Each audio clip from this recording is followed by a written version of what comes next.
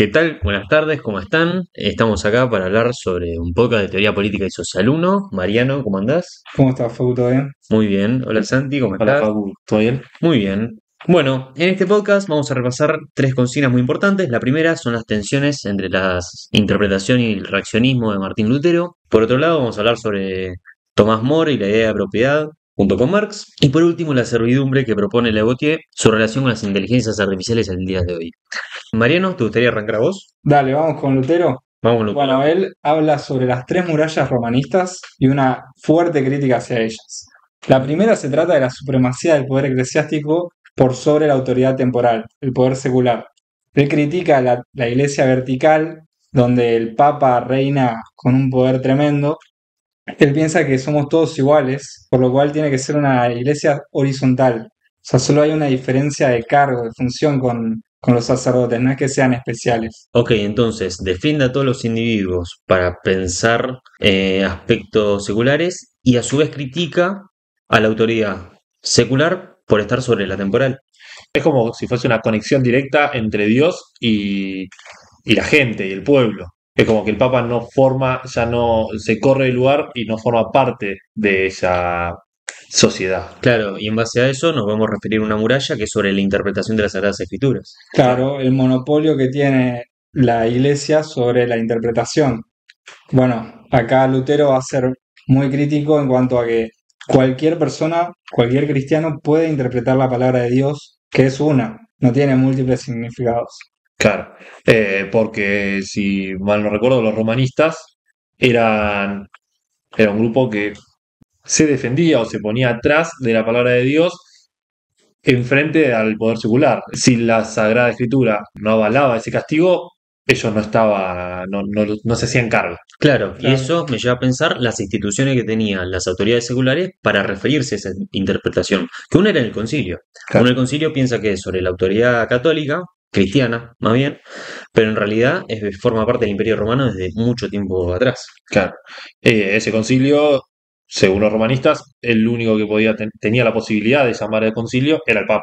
Era el Papa. Claro, recordemos que el concilio estaba conformado tanto por el poder secular como el eclesiástico, pero en este caso el único que tenía la autoridad de convocar a este concilio era el Papa, y esto es lo que critica Lutero. Ok, y yendo otra vez para la interpretación. ¿Creen que esa interpretación hoy por hoy se ve atrofiada en una sociedad contemporánea, quizás en Argentina, con las redes y las inteligencias artificiales? Sí, claramente hoy vemos cómo se perdió un poco ese pensamiento crítico, por más que hoy en día tengamos la información al alcance como para poder hacerlo por nuestros propios medios, como no sucedía en la época de Lutero, y un paso muy importante fue la traducción de las Biblias en varias lenguas para poder interpretar. Hoy en día nos quedamos con el algoritmo. Claro, en su momento Lutero dio un paso importante para que gente de otros países, de otras lenguas, puedan también tener la palabra de Dios y hacerse con ella. Hoy por hoy todos tenemos a través de las redes sociales un acceso a la información, un acceso a la posibilidad de interpretación, y así todos nos quedamos a medias. No, nadie lo analiza lo que está leyendo, nadie lo interpreta. Medio que juegan para el clic las Sí, redes mueve sociales. mucho el odio, mueve mucho la reacción en contra del que va y dice algo, entonces nos quedamos en eso sin pensar en lo que podemos llegar a opinar por nuestros propios medios. Sí, genera una cantidad de estímulos y emociones que son impresionantes para la sociedad actual. Por otro lado, así como Lutero planteó un cambio profundo de la manera de interpretar el mundo, Tomás Moro también imaginó un cambio radical en la manera de organizar la sociedad y la propiedad. Bueno, sí, Moro lo que plantea en su libro Utopía es justamente buscar un nuevo orden que él lo piensa en América, en particular en una isla similar a Inglaterra, pero bueno, buscando cambiar estas formas que él justamente critica del modelo inglés, que bueno, se trata de, en principio, el tema de la delincuencia y cómo el castigo genera más delincuencia. Claro, Moro en el libro uno habla y ejemplifica principalmente, entre tantas otras denuncias que le hace al modelo inglés, al tema de los señores feudales o de los dueños de los campos y a los campesinos. Al sobrevaluarse o apreciarse la lana, las ovejas tenían mucho más valor que tener campesinados y que se encargue del cultivo. Es por esto que los dueños de los campos arrancaron a echar a sus campesinos, arrancaron a mandar a esos campesinos a las ciudades, campesinos que no tenían herramientas para poder enfrentarse a otro tipo de trabajo que no sea en el campo. Ellos arrancaron a adueñarse de más tierras, se incrementaron su riqueza y arrancó a ver la riqueza del país en muy pocas manos. El resto de la gente cayó en una pobreza extrema y tenían dos soluciones, o la delincuencia o La vivir en miseria. una miseria extrema, más que nada debido a la falta de cultivo y la hambruna que esto generaba. Por ejemplo, también Marx en el Capital habla de esto, lo Es mete. verdad. Marx, en el capítulo 24 del Capital, menciona cómo la propiedad capitalista expropia a los trabajadores de los medios de producción. Excelente. Y eso en el presente se puede llevar a cómo los datos, los algoritmos y la información se convierten también en un nuevo tipo de propiedad. Claro, sería como nosotros volvimos a ser vasallos de la era digital, en la era Muta digital. la propiedad. Como dice Varoufakis, que él dice que el capitalismo también mutó. Murió el día que los mercados dejan de funcionar. Claro. Donde las plataformas son señoríos, ¿sí? Donde seguimos subordinados, pero a plataformas digitales. Sí, yo esto lo veo muy parecido, salvando las distancias, a lo que escribe Etienne de la Boissy en La servidumbre voluntaria. Claro, sí, él se enfoca, bueno, en su momento en tres tesis principales que él plantea, que luego va a criticar. Él empieza con la invariante tiránica, que presupone que cada poder va a derivar, va a terminar en un poder tiránico. Claro.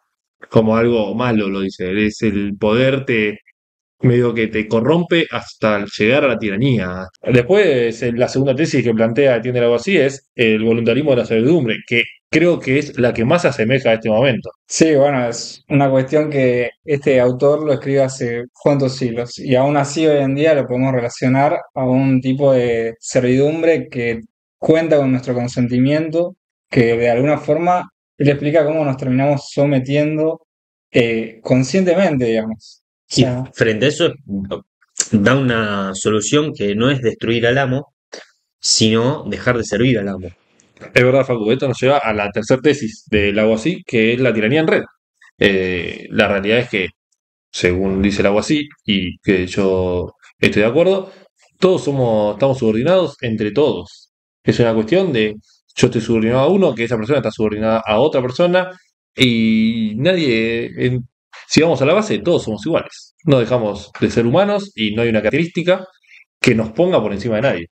Es verdad, y eso también me lleva a pensar que no solo estamos subordinados entre humanos, sino también a plataformas digitales. Claro. Plataformas digitales cuyos dueños tienen un poderío altamente concentrado, tanto como Donald Trump, Jeff Bezos y Elon Musk en esta época. y bueno, sus medios es justamente la virtualidad, los algoritmos, sus plataformas, que cada vez conocemos menos quién está detrás. Ya no es el señor feudal que al menos sabías quién era. Bueno, hoy en día no tenemos idea de quién nos maneja, pero sentimos un control que no podemos decidir sobre ello. Claro, nos manejan vía algoritmos y ellos deciden qué ver, qué queremos ver, qué tenemos que consumir y qué es lo que nos tiene que interesar. Bueno, en definitiva, creo que desde Lutero hasta Lavoisier, pasando por Marx, Moro, las preguntas sobre interpretación, propiedad, los medios digitales, las nuevas inteligencias artificiales, siguen siendo actuales por más de que se haya hablado de todo esto hace siglos. Sí, Cambian los totalmente. contextos, pero el desafío de pensar críticamente la actualidad con libertad sigue siendo el mismo. Sí, yo creo que quiero hacer un asterisco también. Ahí, del lado de la inteligencia artificial, pasa mucho hoy por hoy que es un caso diferente a las redes sociales. La inteligencia artificial generalmente se subordina a nosotros. Coinciden en ese aspecto. Cada vez que nosotros le preguntamos algo o intercambiamos con la IA, nos termina respondiendo como si nosotros fuésemos el amo y siempre intenta darnos la razón o darnos el visto bueno de lo que estamos diciendo por más cerrado que estemos. Cuando en realidad los amos no somos nosotros. Claro, Claro. ese es el tema. ¿Somos realmente los dueños de la inteligencia artificial o tenemos una dependencia cada vez mayor que sin ella no podemos pensar, no podemos actuar como hubiésemos hecho en otro momento sin su ayuda? Entonces eso nos lleva a reflexionar y bueno, es curioso cómo también estos autores plantearon estos temas hace tanto tiempo sin conocer nada de la tecnología y aún así hoy lo podemos ir debatiendo con estos mismos conceptos. Bueno, claramente son desafíos que hay que seguir trabajando.